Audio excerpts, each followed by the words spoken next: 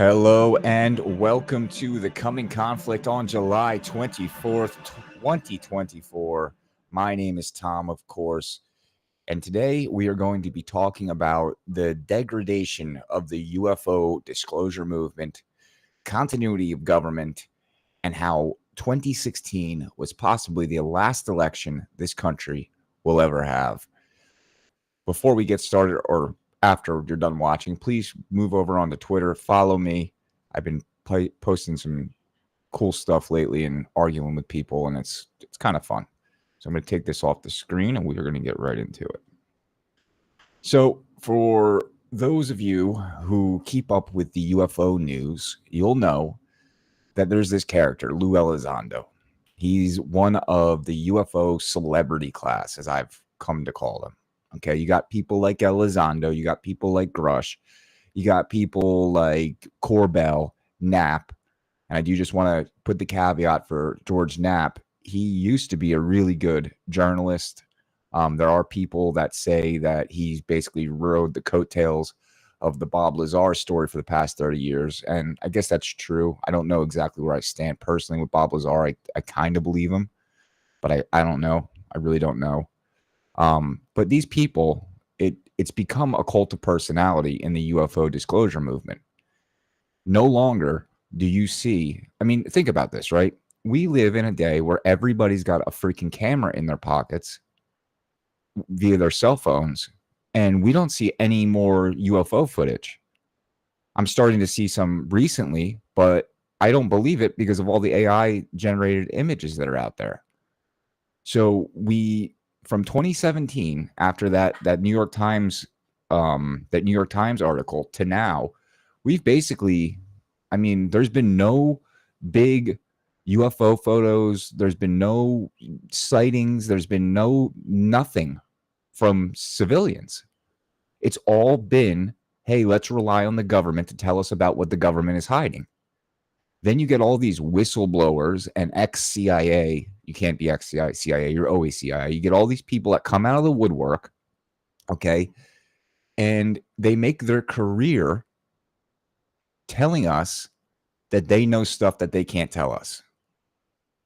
And then the conversation changes from UFOs and what are they to let's talk about Lou Elizondo as a person. Let's talk about Jeremy Corbell.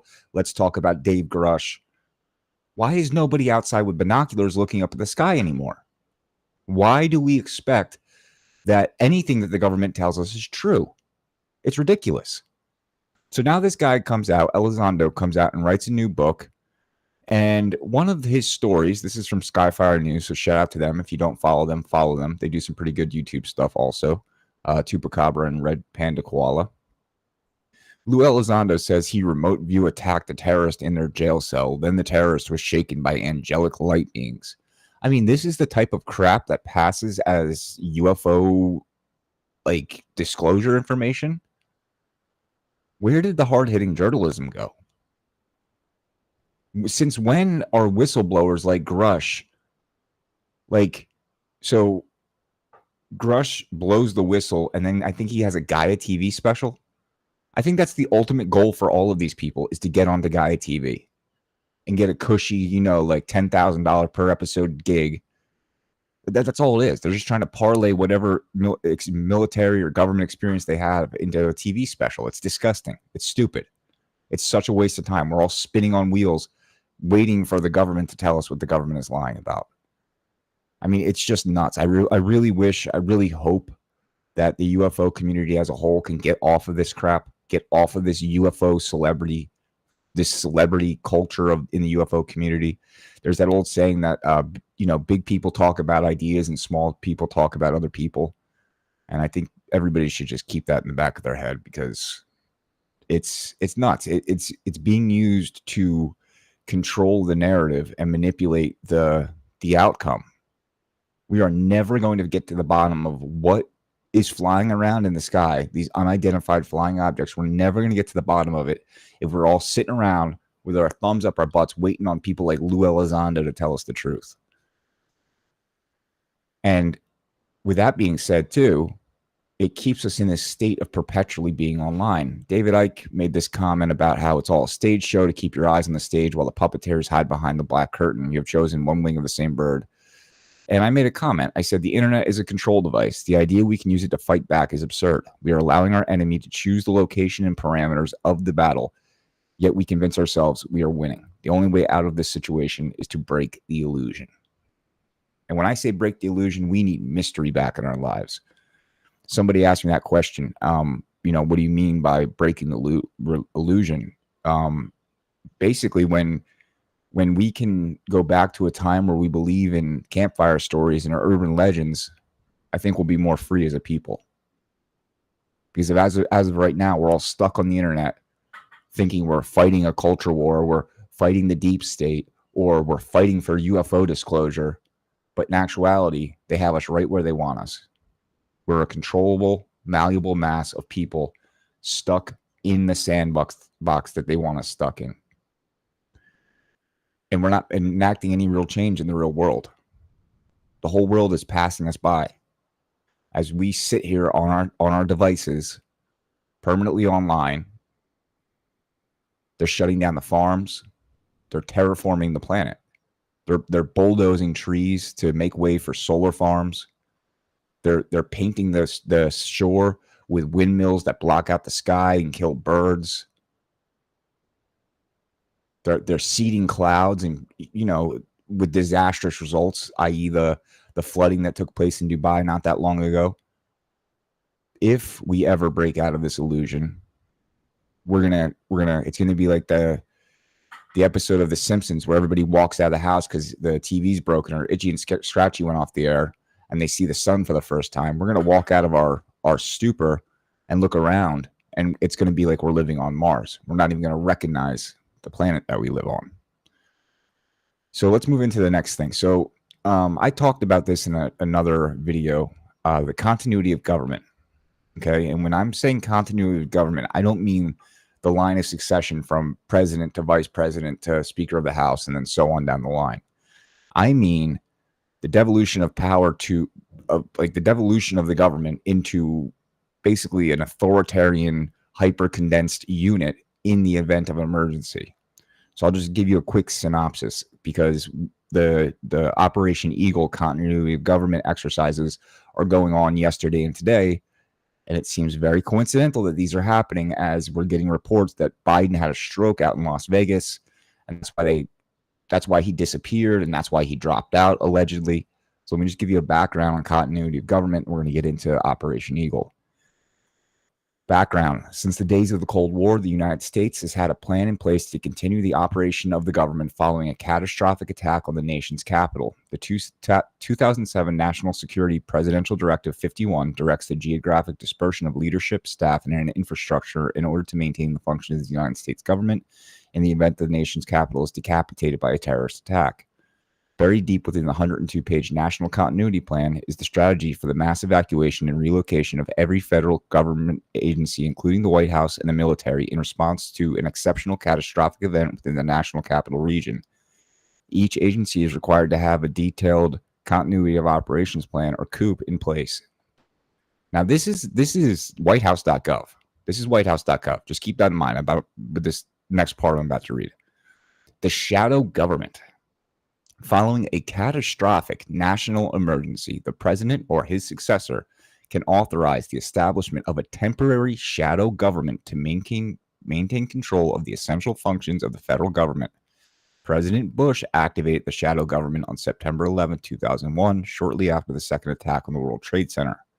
Every federal agency has designated key individuals to be part of the Emergency Relocation Group, or ERG.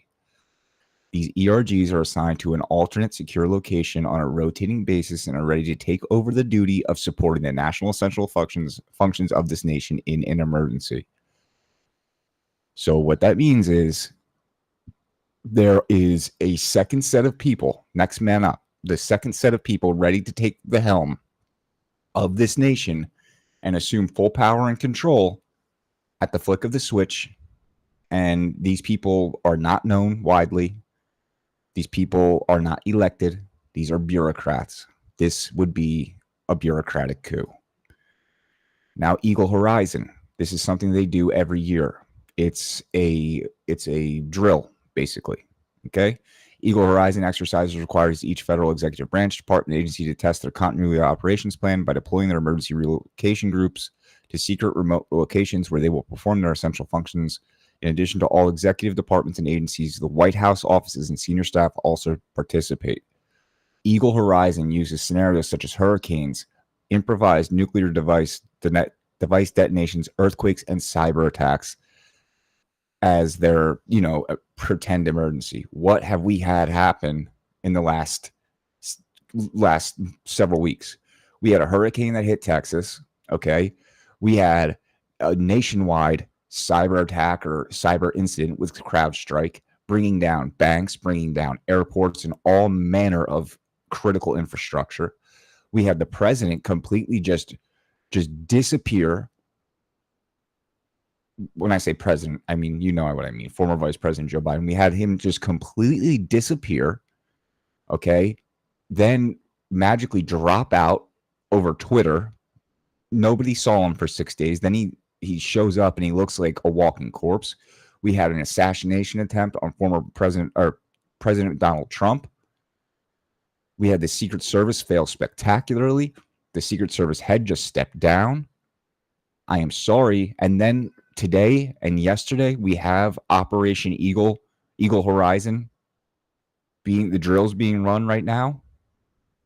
Oh, and let's not forget, Netanyahu landed yesterday in our nation's capital, or the day before, and is set to speak tonight, which we're going to get to in a second.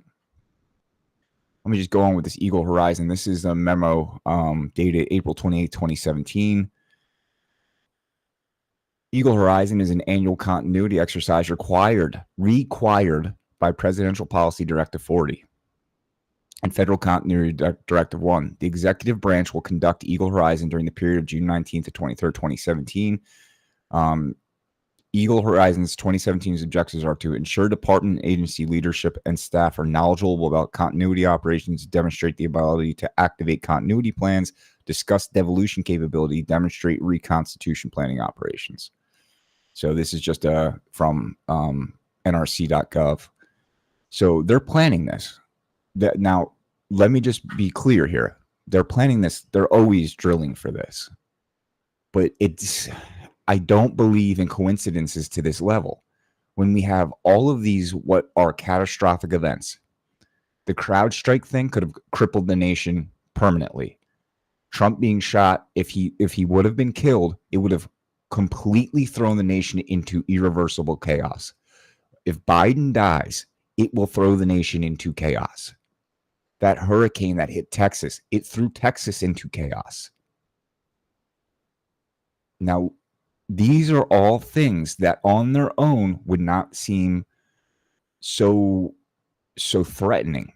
But when you combine them all together in such a short period of time, and I'm sure there's other stuff that I'm missing too, but when you combine them all together in such, and the UFO story at the Trump rally, you can throw that one in there. But you combine all of these things together and have them take place in such a short period of time and have them overlap with the annual continuity of government drills, now you're expecting me to believe in too many coincidences. Now I'm starting to think that this is intentional. This was planned to take place at these times. And I don't know. I don't know what to believe. All I know is we're in something awful this way comes. I don't know what it is. I don't know if it's going to be like Roseanne says, we're not going to have an election. I don't know. I mean, the Democrats have just thrown out their candidate. Like Trump, they've spent the entire time running against Biden. Biden starts losing. Yes, we know he's a vegetable. Yes, we know he's mentally defective. But Biden starts losing, so they just throw him out. The people that the primary voters elected, the primary voters elected, the Democrats just throw him out when they feel like he's no longer useful, and they're going to put Kamala in or somebody else. I'm still skeptical that it's going to be Kamala. So who's running the country? Because now it's becoming very clear that nobody's running the country, or it's an oligarchy. Because you guys got to remember that when Biden goes, that means his cabinet goes. So it seems to me like there's a deep state civil war going on, because Obama has not endorsed Kamala. Biden has. So what's going on behind the scenes? I'm not 100% sure, but it seems like there's a deep state civil war going on. The people in Biden's cabinet and on his staff, they don't want to lose their power, and they're going to lose their power, especially if he did have a TIA, they call it, but it's like a little mini stroke. If he really did have one of those and he has to resign the presidency, it's going to get bad. You got to understand, these people will do everything they can to hold on to power. They want to fundamentally transform this country into an unrecognizable thing. And without Biden as the vestigial puppet, as their front, they're going to have a lot harder time doing it. So we're in a deep state civil war, and I don't know what's coming, but it's going to be bad. And then on top of that, Netanyahu faces day of rage. Pro-Palestinian protests in D.C. has many willing to get arrested this time. So there's just this outrage that Netanyahu's speaking to Congress today, and apparently Biden's not meeting with him, which is nuts. A world leader's coming, and Biden's not meeting with him. I'm not going to get into the Israel-Palestine thing. I'm not on anybody's side. I'm on America's side. Israel Prime Minister Benjamin Netanyahu arrived in Washington, D.C. on Monday, and he was not greeted by Kamala or Biden. Today, he plans to address Congress to strengthen American support for his multi-month war in Gaza, blah, blah, blah. Far left and Palestinian national groups have announced plans to shut down Washington, D.C. in response to Israeli Prime Minister Benjamin Netanyahu speaking at the Capitol on July 2024. If we go back to this, if we go back to the continuity of government, the first thing I read, the White House and the military in response to an exceptional catastrophic event within the national capital region. National capital region. That would be the White House, folks. That would be the White House. So maybe they use this. Again, they're drilling for, right now, they are drilling for continuity of government. It seems coincidental. It seems impossibly coincidental to me. Who's running the country? Unelected technocrats are now the nation's chief executives, and that's the truth of it. The big power brokers, the ones with the money, the ones that wrote that letter and put it out while Biden was incapacitated, because the signatures surely they don't match if you looked at them. And there wasn't an initial endorsement of Kamala Harris. So we are a rudderless ship right now, and what comes next is going to be nothing if not interesting. So keep your eyes on this, and keep your eyes on the skies. If you guys have any really cool UFO pictures or videos, please, my X is in the chat. Follow me on X. Tag me. My DMs are open. Send me some pictures. If we can get some cool ones, we'll get them on the show next time. And please just don't send me AI crap. Like, it's pretty obvious what's AI and what's not. Like, I don't want to see an alien give me a peace sign. But if you have some real pictures that you took, I'd really like to see them. Send them to me on X.